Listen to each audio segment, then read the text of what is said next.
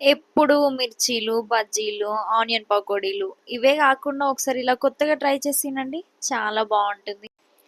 పచ్చిమిర్చి, ఒక 4, 5 వెల్లుల్లి రెబ్బలు, కొంచెం జీలకర్ర మిక్సీ పట్టుకొని పక్కన పెట్టేసుకోండి.